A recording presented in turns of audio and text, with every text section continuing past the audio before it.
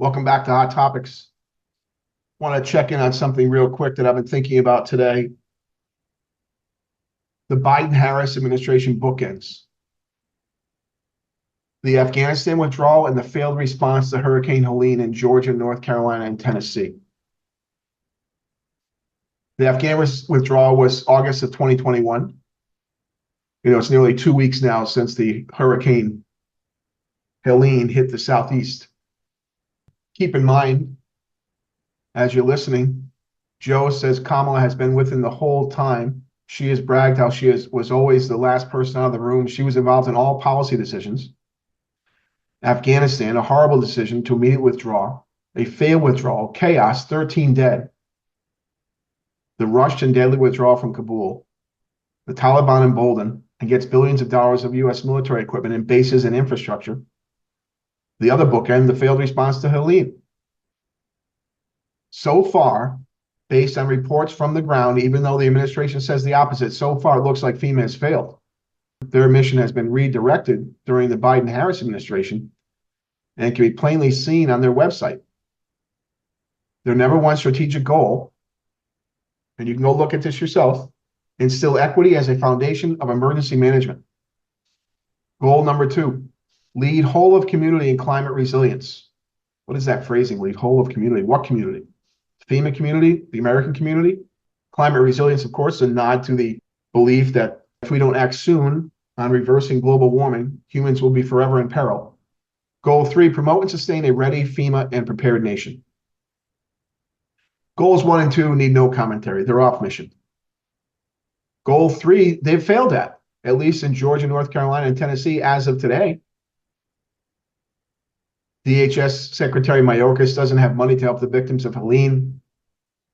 No matter, they weren't prepared in any event. Now, there's been some debate about this assertion that a good deal of money FEMA was allocated was spent on housing illegal immigrants. The mainstream media and the left has been denying this. But it's true. There was money allocated to FEMA, and some of that money has been used to house illegal immigrants, which is not the role of FEMA. It was made the role of FEMA by Joe Biden with an executive order. And all we have to do is listen to Karine Jean-Pierre to find out this is true. So I have 2 clips. One from just last week, where she claims no money that FEMA had was spent on illegal immigrants. And from 2022, that says FEMA is spending money on illegal immigrants. Let's have a listen. It's just categorically false. No, Biden did not take FEMA relief money to use on migrants. And now it's September of 2022. So FEMA regional administrators have been meeting with city officials on site to coordinate available federal support from FEMA and other federal agencies. Funding is also available through FEMA's emergency food and shelter program. That's the new program Biden put in place with an executive order. To eligible local governments and non-for-profit organizations upon request to support humanitarian relief for migrants. There it is. She said it. Again, September 22 against October 2024. A bunch of red counties have been left to fend for themselves. Biden and Harris have demonstrated no urgency to help and have only given cursory rhetorical responses. Democrats, led by David Axelrod, have already commented on the potential voting impact so close to an election. The western part of North Carolina is all red, except for Buncombe County and the city of Asheville. It's a blue dot in a sea of red. Axelrod has commented already about how liberals in Asheville will figure out a way to vote, but Republicans in more rural counties around that area may not. Keep in mind, NC is a swing state, and according to recent polls, still a tight race. It's worth noting there's money for Lebanon, there's money for illegal immigrants, there's money for Ukraine, but not so much for Americans in the path of Helene. And let's not forget the precedent of this administration, the slow and failed response to the toxic train derailment in East Palestine, Ohio, another red area. Politico has already begun to do some analysis on how voter turnout can be affected if help doesn't arrive soon in Georgia, North Carolina, Tennessee, and it favors Democrats.